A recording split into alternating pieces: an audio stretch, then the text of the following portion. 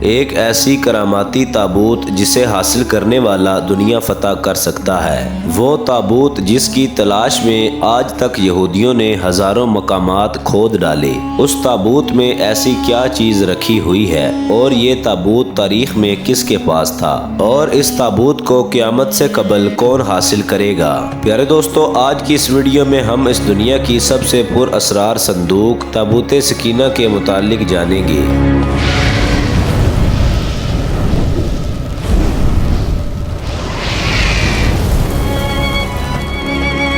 بسم اللہ الرحمن الرحیم۔ السلام علیکم ورحمۃ اللہ وبرکاتہ۔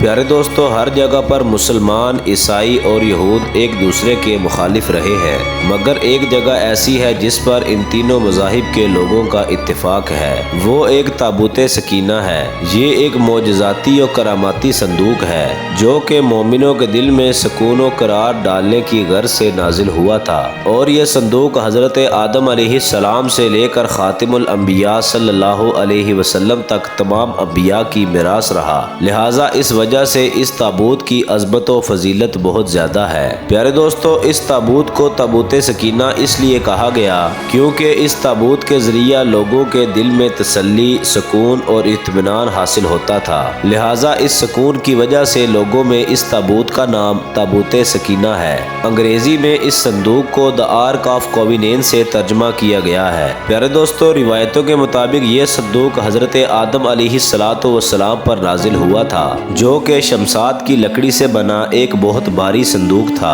اسے حضرت آدم علیہ السلام جنت سے اپنے ساتھ اس دنیا میں لے کر آئے تھے، اور یہ حضرت آدم علیہ السلام کی وفات تک آپ کے پاس ہی رہا۔ پیارے دوستو، جب حضرت آدم علیہ السلام کی وفات مبارک کا وقت قریب آیا تو آپ نے اس صندوق کو اپنے جانشین بیٹے حضرت شیث علیہ السلام کو دے دیا۔ اس طرح یہ تابوت بنو شیث میں منتقل ہوتا رہا، اور یہاں تک کہ یہ تابوت حضرت یعقوب علیہ السلام تک جا پہنچا۔ پیارے دوستو، پھر یہ تابوت بنی اسرائیل کی مملکت ہو گیا، اور یہ حضرت موسیٰ علیہ السلام کے پاس آ گیا۔ حضرت موسیٰ علیہ السلام نے برسوں تک صحرائے سینا میں پھرنے کے بعد اپنی قوم کے لیے ایک عبادت گاہ تعمیر کروائی۔ اس عبادت گاہ میں ایک چھوٹی سی جگہ بنائی گئی جہاں آپ نے اس تابوت کو رکھ دیا تھا۔ پیارے دوستو، بعد میں حضرت داؤد علیہ السلام اور حضرت سلیمان علیہ السلام نے اسی جگہ پر ایک عظیم الشان عمارت تعمیر کروائی، جہاں تابوت سکینہ کو رکھنے کے لیے ایک عمارت بنوائی گئی جسے ہیکل سلیمانی کا نام دیا گیا۔ پیارے دوستو، یہ عمارت جنات کی مدد سے بنوائی گئی تھی،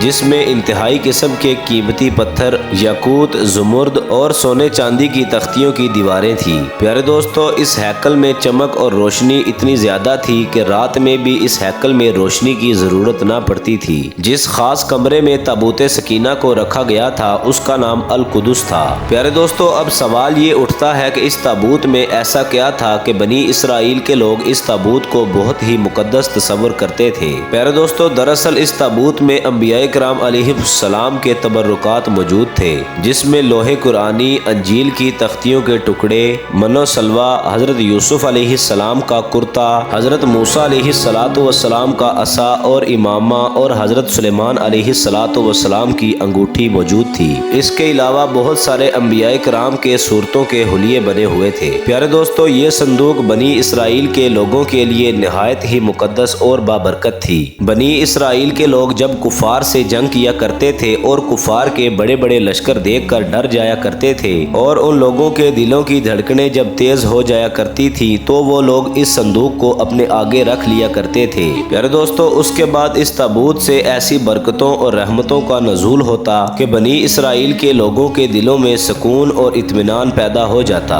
اور ان لوگوں کے لرزتے ہوئے دل چٹانوں میں تبدیل ہو جاتے، اور اس طرح اس قوم کو تمام جنگوں میں فتح نصیب ہو جاتی۔ پیارے دوستو، اس کے علاوہ جب بنی اسرائیل کے لوگوں پر کوئی مصیبت یا پریشانی آتی تو وہ لوگ اس صندوق کو اپنے سامنے رکھ کر اسے اپنا وسیلہ بناتے اور خدا سے دعائیں مانگا کرتے تھے، تو ان کی دعائیں قبول ہو جاتی اور ہر آفت ان کے سر سے ٹل جایا کرتی تھی۔ پیارے دوستو، جب تک یہ صندوق بنی اسرائیل کے लोगों के पास रहा वो लोग दूसरी कौमों पर गालिब रहे। मुख्तसर ये कि ये ताबूत बनी इसराइल के लोगों के लिए उरूज और बरकतों का सबब बना। प्यारे दोस्तों, मगर जब बनी इसराइल के लोग तरह तरह के गुनाहों में मुलव्वस हो गए और उन लोगों पर सरकशी और नाफरमानी का दौर दौरा हो गया तो उन लोगों की बदआमालियों की नहूसत से उनके ऊपर खुदा का ये गजब नाजिल हुआ कि कौम अमालका के कुफार ने एक लश्कर जर्रार के साथ उन लोगों के ऊपर हमला कर दिया। प्यारे दोस्तों, उन लोगों ने बनी इसराइल के लोगों का कत्ले आम करके उनकी बस्तियों को तबाह बर्बाद कर डाला, इमारतों को तोड़कर सारे शहर को तहस नहस कर दिया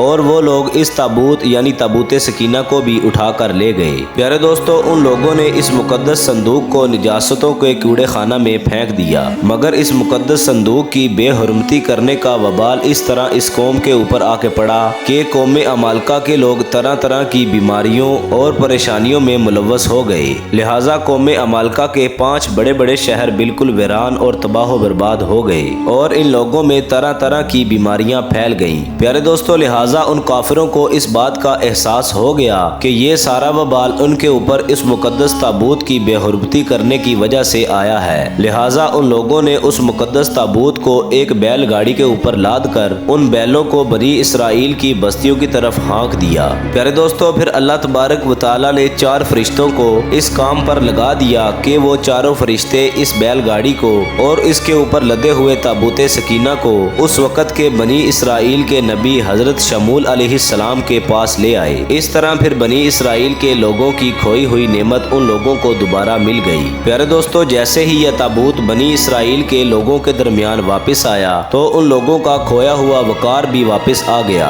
प्यारे दोस्तों, लेकिन यहूदी कौम ऐसी सरकश कौम थी कि वो हर जमाने में किसी न किसी बुराई में मुलव्वस हो जाती। लिहाजा जब उन लोगों में दोबारा सरकशी और नाफरमानी का दौर आम हुआ तो अल्लाह तबारक व तआला की तरफ से उन लोगों के ऊपर बुख्त नजर बादशाह कहर बनकर नाजिल हुआ। उस बादशाह ने यरूशलेम शहर पर हमला कर दिया और इस शहर को मुकम्मल तौर पर तबाह कर दिया। उस बादशाह ने इस शहर में आग लगा दी और 5 से 6 लाख यहूदियों को कत्ल कर दिया गया। प्यारे दोस्तों, इन तबाहियों के नतीजे में ताबूत सकीना कहीं पर गायब हो गया और फिर आज तक इस ताबूत का कोई निशान नहीं मिला। प्यारे दोस्तों, यहूदी मज़ाहिब से ताल्लुक रखने वाले आसारे कदीमा इसकी तलाश में आज भी कोशा हैं ताकि इस ताबूत को ढूंढ कर वो लोग अपनी उसी रूहानियत को वापस पा सके जो कि कभी उन लोगों को अता की गई थी। प्यारे दोस्तों, ताबूत सकीना आज के दौर में कहाँ है इसके मुतालिक मुहक्किकीन के मुख्तलिफ राय मिलते हैं और अलग अलग कयास आराइयाँ की जाती हैं। बाद लोग कहते हैं कि बुख्त नसर के हमले के बाद उस ताबूत को अफ्रीका में ले जाया गया था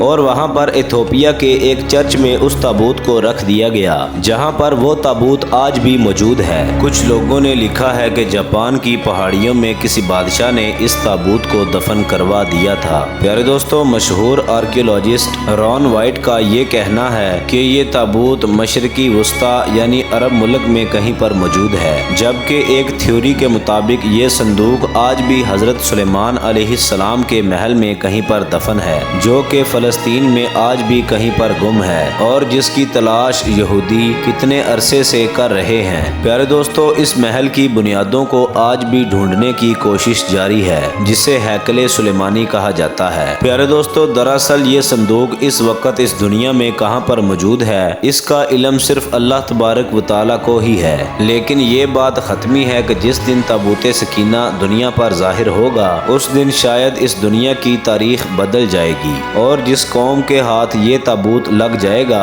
वो कौम तमाम अक़वाम के ऊपर गालिब आएगी। प्यारे दोस्तों, अगर आपको वीडियो पसंद आई हो वीडियो को लाइक कर दें, चैनल को सब्सक्राइब कर दें, बेल आइकन को क्लिक कर दें ताकि हमारी नई आने वाली मज़ीद अच्छी वीडियोज़ बाकायदगी के साथ आप तक पहुँच सकें। अपना ख्याल रखिएगा। अल्लाह हाफिज़।